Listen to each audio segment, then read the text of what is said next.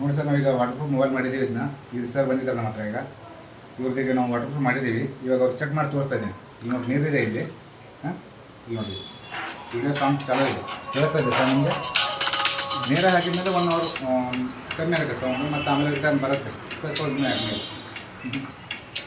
ಅಜು ಹಾಕ್ very good.